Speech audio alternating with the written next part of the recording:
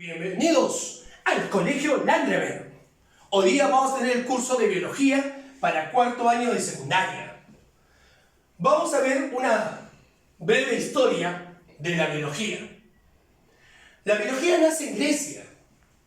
Se ha encontrado herbarios hace muchos años atrás. 384 años antes de Cristo nace Aristóteles. ¿Dónde creen? En Grecia. 384 años antes de Cristo. ¿Qué es eso? Mira, si acá nació Cristo, 384 años antes de Cristo es acá. Un año antes de Cristo sería acá. Un año después de Cristo acá. ¿Qué año estamos? 2020 después de Cristo. Esto es antes de Cristo. Nace la biología. Aristóteles aportó mucho al desarrollo de la biología. Planteó lo que es la anatomía comparada, también la teoría de la generación espontánea, también llamado la teoría de la biogénesis, que habla sobre el origen de la vida. Aristóteles, como zoólogo, hace estudios en animales y clasifica a los animales en anaima, enaima. ¿Qué es eso? Animales sin sangre y animales con sangre. Lo que hoy día viene a ser aproximadamente los invertebrados, como los insectos, las arañas, y los vertebrados, como las aves y los mamíferos. Por eso es que Aristóteles se considera padre de la zoología y también padre de la biología. 371 antes de Cristo nace Teofrasto. ¿Dónde cree que nació? En Grecia. Padre de la botánica. Teofrasto hace una serie de estudios en vegetales.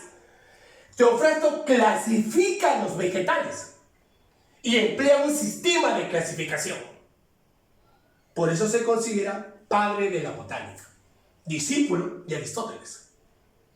De ahí vinieron otros científicos, como Robert Hooke, nació en 1635 en Inglaterra. Robert Hooke aportó mucho, descubrió inclusive el planeta Urano.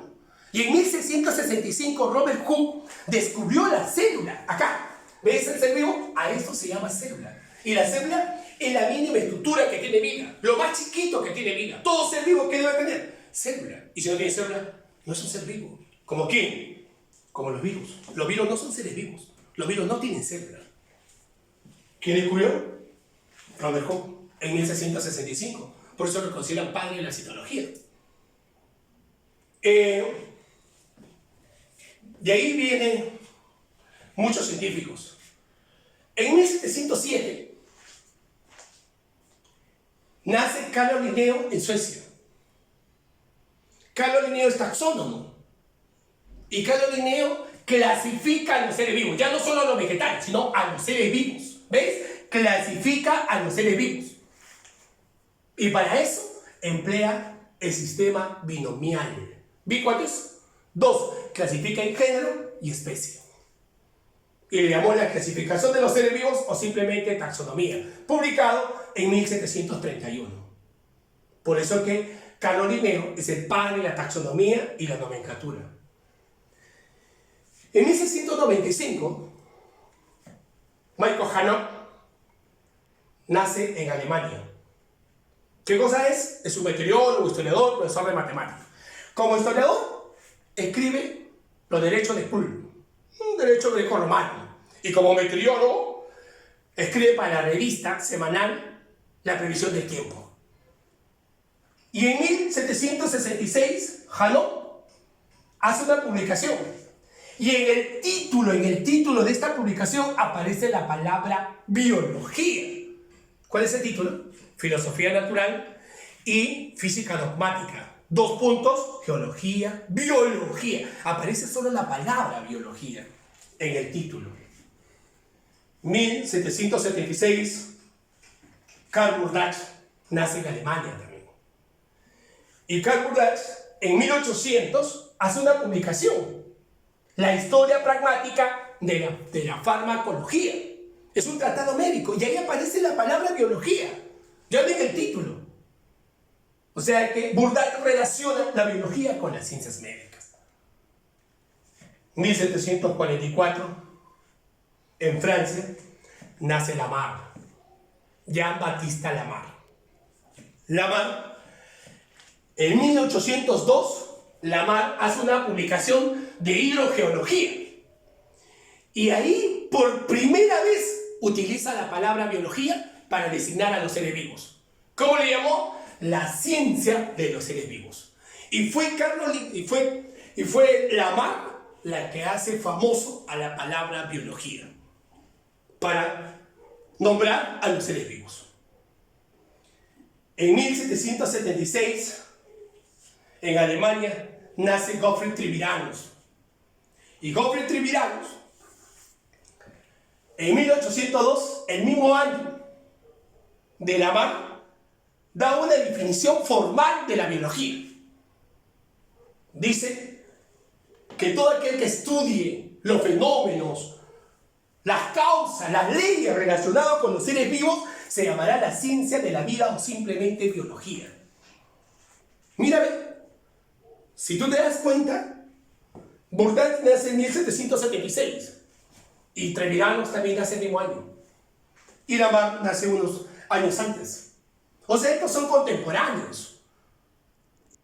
Por eso no olvides que Bourdieu se junta con Lamarck y Treviranus para hacer estudios sobre biología moderna. Pero no olvides que la palabra biología aparece por primera vez en el título. ¿Quién la plantea? Janot. Y quien la relaciona con las ciencias médicas es Bourdieu. Y quien la relaciona con los seres vivos y la cuña es Lamarck. Y quien da la primera definición formal es Treviranus. ¿Entendido? Muy bien, así se dicta Colegio Landaver. En el año 1809 nace Darwin en Inglaterra. Charles Darwin, padre de la evolución.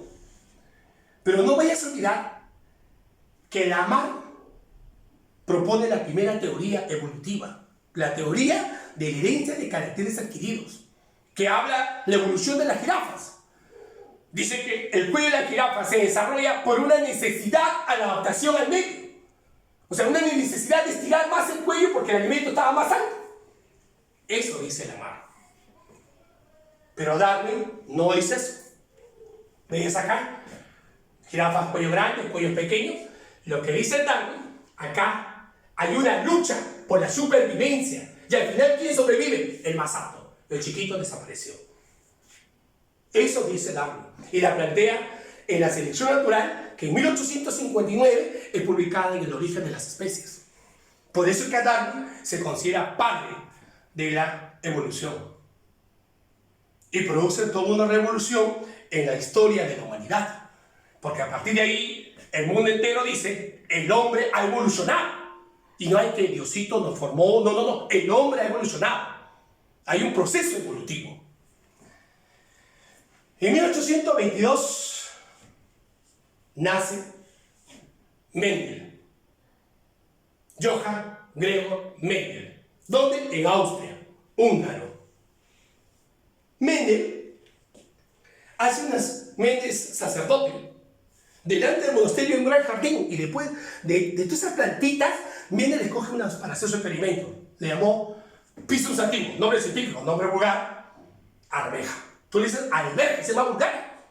Arveja, es guisante o chícharo. Ahí cruza un tallo alto con un tallo bajo y la descendencia, todos salen altos.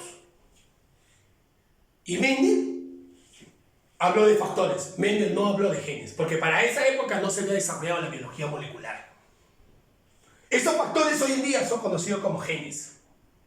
Y quien lo estudia es la genética. Pero Mendel no habló de eso, habló de factores. Y él cruzaba matemáticamente esto y podía explicar el por qué sale así, probablemente así. Y además, hablaba del dominante y hablaba del recesivo. Tallo alto, dominante, por eso se expresa.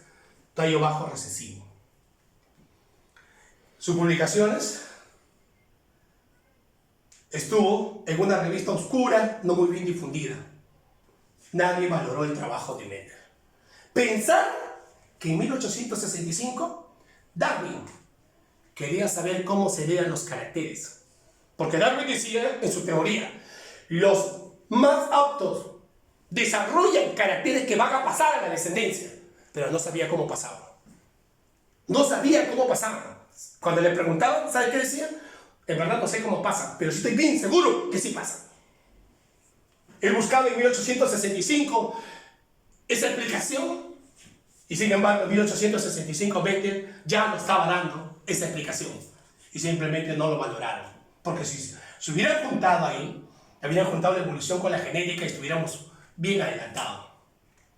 Lamentablemente pasaron 34 años de la publicación de Mendel y 3 científicos, Hugo de Vries, Karl Correlus y Cheder Seynig,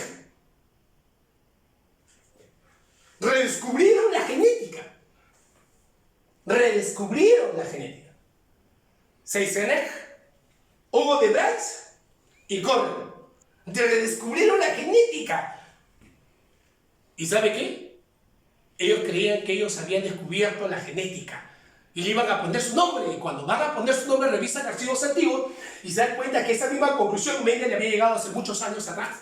Por eso que a Mendel le consideran padre de la genética, a Johann Gregor Mendel. Y además ellos plantean que se forme un instituto para que estudie etogénesis. Y esa ciencia le llamaron genética. ¿En eso qué año fue? 1900. 34 años después que Mendel había publicado sus obras, que nadie lo valoró. Y a Mendel le consideran padre de la genética. La genética nos ha permitido muchas cosas. Hablamos nosotros de lo que es las especies transgénicas. Ha podido mejorar las especies, nos ha podido comprender muchas enfermedades hereditarias como el síndrome de Down, síndrome de Klinefelter, un montón de síndromes. Un boom la genética.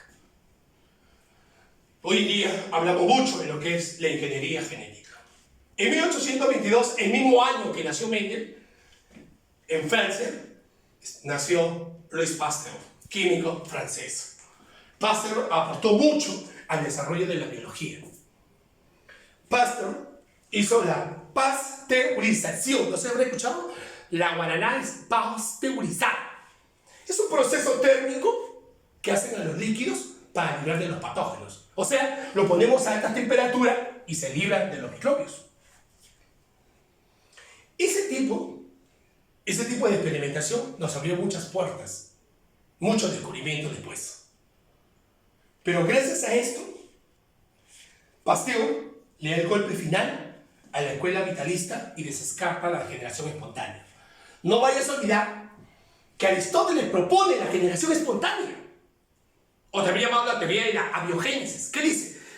Habla del origen de la vida. Dice que la vida se originó aquí en la Tierra. ¿Por efecto de qué? De un principio vital, de una entelequia, de una fuerza sobrenatural sobre la materia inerte. Aristóteles dice que los gusanos que aparecen en la carne aparecen por generación espontánea. O sea, que el entelequia actuó en la carne y se convirtió en gusanos. Y eso tuvo un gran impacto en la sociedad. Tanto así que todo el mundo pensó que la vida se ha formado por generación espontánea. Quien le da el primer golpe y le dice que así no es el médico italiano Francisco Redi. Francisco Redi demuestra que los gusanos, ¿de dónde vienen? De los huevos de la mosca. Y plantea la teoría de la biogénesis. Francisco Redi plantea la teoría de la biogénesis. ¿Qué dice? Que la vida viene de otra vida ya existente. O sea, los gusanos vienen de los huevos de la mosca. Y quien refuerza eso, esa teoría de la biogénesis, años más tarde, es un sacerdote italiano, Lázaro Spallanzani. Lázaro Spallanzani. Y finalmente quien reafirma la teoría de la biogénesis es Louis Pasteur y le da el golpe final a la escuela vitalista y le demuestra que la vida no salió por generación espontánea. Y si tú te das cuenta, Pasteur, ¿cómo lo demuestra? Según la escuela vitalista, dice que el calor aniquila el principio vital activo acá. Y debe estar abierto para que ingrese el principio vital activo y se forme la vida. Él utilizó un cuello de cisne. Está abierto y nunca salió la vida. Con eso demuestra que la generación espontánea no se dio. Es más, esto viene en el examen de admisión San Marcos. Planteó quién le dio el golpe final a la escuela vitalista, descartando la generación espontánea, clave, Louis Pasteur. Años más tarde, eso fue el año 1860.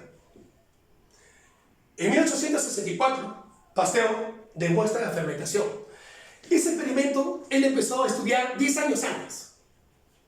Pero después de 10 años, en 1864, Pasteur demuestra la fermentación junto con Bernard. Fermentación que permitió mejorar la calidad de los vinos y todos los demás en esa época. En 1881, Pasteur inicia estudios en una enfermedad llamada carbunco, enfermedad que le da a los ganados, a la vaca, al carnero.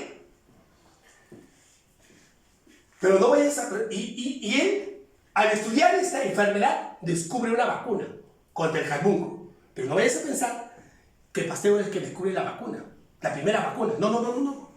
La primera vacuna fue descubierto mucho antes, en 1796, por el médico Edgar Jenner. Es la vacuna contra la viruela, la primera vacuna descubierta contra la viruela. ¿Dónde vivió este médico? En una zona rural, en la chacra, junto con la vaca, los carneros. ¿Y sabe qué observaba? Observaba que la gente que recolectaba la leche de la vaca se contagiaba con la viruela. Y él descubrió la vacuna contra esa viruela. Es más, le vacunó a un niño de 8 años. El niño se enfermó, pero después de 48 horas se sanó. Y no le dio la viruela, se inmunizó. No le dio la viruela. Y de ahí viene el nombre de vacuna, de vaca. Pero él no le dio el nombre de vacuna. Él descubrió la vacuna, pero no le dio el nombre de vacuna. No sabía que había descubierto la vacuna. ¿Cuándo se da el nombre de vacuna? En 1881. ¿Y quién lo da? Pasteur, cuando descubre la vacuna contra el carbunco. ¿Y de dónde viene la vacuna? De vaca. Y en honor a Edgar Jenner, le da el nombre de vacuna. No vayas a olvidar que esta enfermedad es producida por una bacteria llamada Bacillus anthracis. Y más, Pasteur le vacuna a un niño de 9 años. A pesar que la gente le decía que no. Él la vacuna y los resultados fueron excelentes. Año 1885, Pasteur descubre la vacuna contra la rabia. Acá, en 1885, Pasteur descubre la vacuna contra la rabia. Ahí está. Y lo vacunó a un niño de 9 años, ¿no? Como Pasteur aporta bastante al desarrollo. Y además, Pasteur es considerado el padre de la microbiología. Tanto así que en Francia se ha construido el Instituto de Pasteur, donde le han ganado muchos premios Nobel. Ahí está Lutz Montagnier, que gana el premio Nobel por descubrir el VIH. Instituto de Pasteur. En 1894, en Rusia, Moscú, nace Alexander Oparin, un biólogo, y plantea el origen de la vida. Probablemente así sea como se formó la vida. Porque recuerda que la generación espontánea la propone Aristóteles sobre el origen de la vida. Pero quien rechaza eso, por primera vez, es Francisco Rey, médico italiano. Demuestra que la vida no salió así. Y eso fue reforzado por Lázaro Spallanzani. Y fue reafirmado por Pasteur, que le dio el golpe final a la generación espontánea. Y la pregunta es cómo se forma la vida si no se forma por generación espontánea. Mira, ¿cuántos años desde que planteó para poder descartar la generación espontánea? ¿Cómo se forma la vida? Oparin da una salida a ese dilema. Plantea que en épocas tempranas de formación de la Tierra, dice que hay descargas volcánicas. De ahí sale el CO2, metano.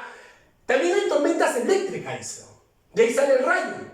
Energía de 20.000 voltios los hace reaccionar y se van a formar las primeras moléculas orgánicas. Moléculas orgánicas que se unieron y formaron otras más complejas. Se unieron más hasta que formaron el coacervado. ¿Y quién es el coacervado? La primera forma de vida. Es el protobionte. Protobionte, primera forma de vida. Probablemente fue una bacteria. Ahí está. La vida aparece en el agua. Esa teoría lo publica en 1922 y llamó la teoría quimiosintética, la teoría molecular, la teoría química. Y que probablemente así se forma la vida. Porque esta teoría, en 1953, el químico norteamericano Stanley Miller y Urey, en el laboratorio reproducen las condiciones de Oparin, las hacen reaccionar y formaron 19 moléculas orgánicas que se encuentran en los seres vivos. Con eso queda demostrado que la teoría de Oparin no solo es factible, también sino probable. Pero quedando en incógnita hasta ahora, ¿cuál es el origen de la vida? Nadie sabe cómo se forma la vida. Probablemente sea, como dice, pero nadie sabe cómo se formó la vida. En 1916 nace en Inglaterra Francis Crick. Y en 1928 en Estados Unidos nace James Watson. Él es físico, biología molecular, y Watson es genético y biología molecular. Watson viaja a Inglaterra y hace estudios junto con Crick y junto con Wilkins. Y descubre la alfa-doble hélice del ADN. ¿Qué es eso? Mira. ¿Ves acá al ser vivo? Saca una celulita, mira. Esa celulita tiene su núcleo. Y dentro de eso está el ADN. ¿Y qué descubrieron ellos?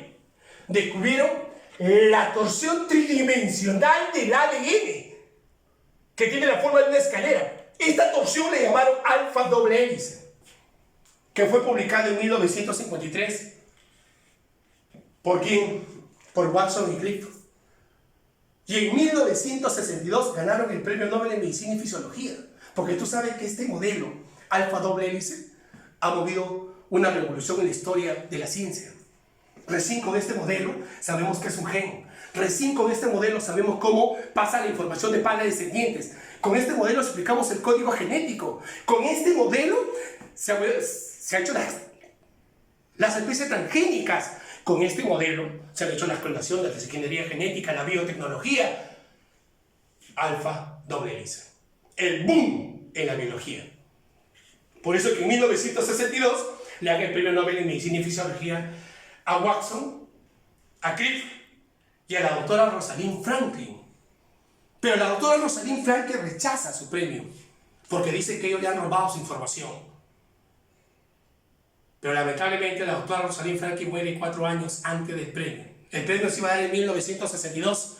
4 años antes muere Rosalind, 1958, por un cáncer. Pero como el premio era para 3, faltaba uno, ¿no? Porque Rosalind Franklin ya había muerto. Le dan a Wilkins. Por eso que en 1962 ganan el Premio Nobel de Medicina y Fisiología Crick, Watson y Wilkins. Mírame, no vayas a olvidar que en 1953 proponen este modelo. En 2003 cumplió 50 años y hubiera visto los grandes avances que ha permitido la alfa-doble hélice. En 2004, Crick muere. Pero Watson está vivo. Watson está vivo. Watson ha contribuido mucho al desarrollo. No solamente descubrió la alfa-doble hélice. Watson también dirigió el proyecto Genoma Humano entre 1988 y 1992, 4 años. ¿Sabe qué cosa es genoma? La cantidad de genes que tiene una especie. Genoma humano es la cantidad de genes que tenemos los humanos. De eso se trata el proyecto Genoma Humano. ¿Cuántos genes tenemos los humanos? Y lo dirigió Watson. Lo dirigió. ¿Pero por qué se retiró? Porque se rebeló. Se enteró que posiblemente los genes humanos iban a ser patentados. O sea, iban a tener dueños. Y él decía que los genes humanos son de los humanos. Y no pueden tener dueño, aunque lamentablemente ya son patentados. Tus genes que tú tienes no son tuyos, tienes dueños. Por eso que él se retira del proyecto Genoma Humano. Watson aportó mucho, pero también tuvo una vida polémica. Sus opiniones, sobre todo, fueron polémicas. Tuvo opiniones polémicas. En 2007, Watson habla de los africanos. Hay una entrevista que le hace la revista Times. Watson dice que todas las políticas sociales dicen que los africanos tienen la misma inteligencia que nosotros, o sea, los blancos. Pero los resultados no es así. Y no solamente eso, la malogró mucho más. ¿Sabe qué dijo? Todos queremos que los africanos tengan la misma inteligencia que nosotros. Pero la gente que tiene trabajadores negros sabrán que no es cierto. ¿Tú sabes qué quiso decir con eso? que los negritos no tienen la misma inteligencia que los blancos. Y además, tú ya sacarás tus conclusiones. Por eso que la comunidad científica se levanta en contra de Watson. Él pide disculpas, pero la gente le dio la espalda. Le fue mal en su economía, que en 2014 subastó su premio Nobel de oro y lo compró un magnate ruso a 4.8 millones de dólares. Pero a Watson no lo sacaron de ser director, porque Watson es director de la Cole Sprice Horner, biología cuantitativa de laboratorio en Nueva York, Estados Unidos. En el laboratorio de Cole Sprice Horner de la biología cuantitativa, Watson es director. Mira, no lo sacaron, tanto así que en 2018 festejó su cumpleaños en su oficina de este laboratorio Cole Sprice. El año 2019, en enero, o sea, el año pasado en enero, hace un documental sobre la raza y la genética, que fue transmitido por televisión. Y le dice a Watson, ha pasado muchos años, ¿usted ha cambiado de opinión? ¿Sabe qué dijo? En lo absoluto, al contrario, lo reafirmó. O sea, él sigue pensando que los negritos no tienen la misma inteligencia que los blanquitos. Y además, ahí sí, laboratorio de Cole Sprice Horner, primero, le quita todos los premios honoríficos y segundo, rompe los lazos. Y Watson sigue vivo. Tiene 91 años y sigue vivo. Una vida polémica, unas declaraciones polémicas, pero contribuyó mucho al desarrollo de la biología. Como demos cuenta, tenemos el ADN.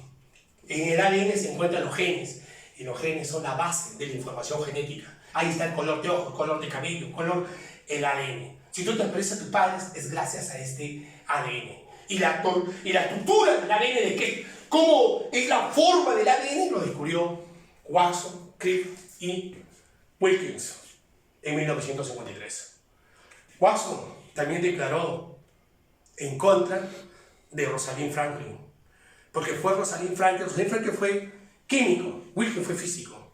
Rosalind Franklin, años antes que ellos, tomó una fotografía del ADN con rayos X. Y en base a esa fotografía era que se descubre esta estructura. Y Watson, y Crick, y Wilkins empezaron a estudiar a eso para descubrir esto. Y nunca le pidieron permiso a la doctora Franklin. Por eso que la doctora Franklin no quiso recibir el premio Nobel. Y una vez más Watson habló mal.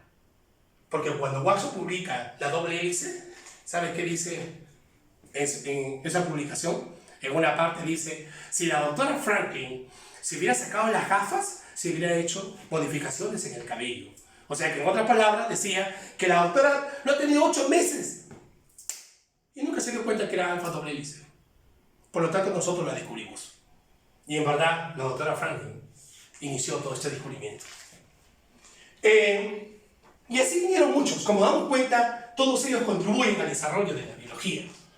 Pero es a partir de 1900 que la biología se torna una disciplina científica autónoma y vigorosa. O sea que a partir de ahí sientan las bases muy fuertes.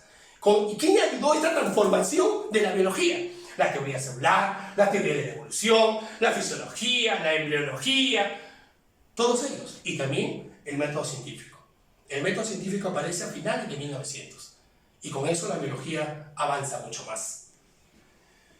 El método científico tiene etapas. La primera etapa es esta: la observación de un fenómeno. ¿Qué es un fenómeno? Esto es un fenómeno. ¿Ves? Ese es un fenómeno. ¿Qué has hecho? Has observado. Y sobre ese fenómeno se pregunta, se cuestiona, ¿por qué se va para abajo y por qué no se va para arriba? Ese es el cuestionamiento. Pero el mismo se responde y dice, yo supongo que se va para abajo porque hay una fuerza que la jala para abajo. Esa supuesta explicación del fenómeno se llama hipótesis. Ahora, quiero saber si la hipótesis es correcta o incorrecta. Voy a la experimentación. Voy, ¿no?, a la parte alta de un edificio. Ahí está el objeto. Desde ahí yo estoy sintiendo que hay una fuerza que la está jalando. De tal manera que si lo dejo libre, se va. O sea, en otras palabras, mi hipótesis es correcta. En verdad, si hay una fuerza que la jala y se llama la gravedad. De eso ya se desprende una conclusión. ¿Qué cosa concluye? Que todo objeto va a caer por una fuerza que la jala llamada gravedad. Todo objeto va a caer. De ahí, si quieres, se desprenden leyes, etc. No olvidemos que la palabra biología proviene de dos vocablos griegos. Dos vocablos, mírame. Bio, vida, y logos, tratado. O sea que la palabra biología es el tratado, el estudio de la vida. Ahora, la biología es una ciencia. Y como toda ciencia, ¿dónde se ubica? En las ciencias abstractas, ahí está la matemática. En las ciencias sociales, no, en las ciencias naturales. Entonces la biología es una rama de las ciencias naturales. Hoy en día, ¿cómo se define biología? Como una rama de las ciencias naturales, que tiene por objetivo estudiar aquí a los seres vivos, pero tener en cuenta su origen, cómo se originaron, su evolución, su estructura, sus funciones y sus relaciones con el medio ambiente. Esa es biología. La biología es tan amplia que ahora tiene ramas. Para poder entenderlo mejor, se ve en ramas. De acuerdo al ser vivo que estudia, puede ser zoología. ¿Quién estudia? A los animales. La palabra logía es estudio y la palabra zoo, animal. La fitología, vegetales.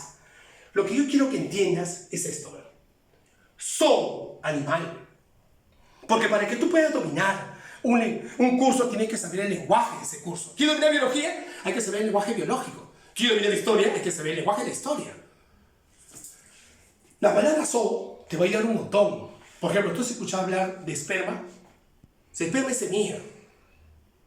Y la palabra zoo, animal. Entonces, ¿qué significa espermatozoide? Espermato, semilla. Zoo, animal. Semilla, animal. Fitología. Lo que yo quiero que te acuerdes es fito. ¿Qué es fito? Planta. Planta, porque biología es estudio. A ver, más adelante vamos a hablar de ¿qué? De la fitología. Planta. Por ejemplo, has escuchado hablar de la espermatofita. Esperma, semilla, fita, plantas con semilla. Micología. ¿Qué me interesa? Mico. ¿Qué mico? Hongo. Mico es hongo. Has escuchado hablar de una... Tienes una dermomicosis, dermopiel, mico, hongo, hongos en la piel. Oye, han dado de un micólogo. Cómprate una crema micólisis para el honguito de tu piel. La palabra mico es hongo. Eso nos va a ayudar un montón. Entomología. Me interesa a mí. Entomo. ¿Qué es entomo? Insecto. Por ejemplo, más adelante, cuando vamos a ver las polinizaciones, vamos a hablar de entomógama. Entomo, insecto. Es una polinización por insecto. La malacología estudia los moluscos. La mastozoología estudia los mamíferos. La herpetología estudia los reptiles. La carcinología, los crustáceos. Y así, al final, en tu libro tienes todo un listado. Pero también podemos clasificar por la estructura. La citología, ¿qué es? Es una rama de la biología que estudia la célula. La palabra citocélula. Acá quiero que entiendas esto. Citocélula. Por ejemplo, miocito. Mio, ¿qué es? Músculo. Citocélula. Citólisis. La palabra dice ruptura. Citocélula. La célula se rompe. Entonces no vayas a olvidar. Hepatocito. Citocélula. Hígado. Célula del hígado. Entonces no vayas a olvidar. Histología. ¿Qué estudian? A los tejidos. De repente no saben qué es un tejido. Es una célula. Un tejido es un conjunto de células. Célula. Todo eso se llama tejido. ¿Quién lo estudia? La histología. No olvides que la palabra histo es tejido. Hay una histocompatibilidad. Ya sabes qué es lo que está pasando. Organología. La palabra órgano es órgano. Y de repente no sabes qué es un órgano.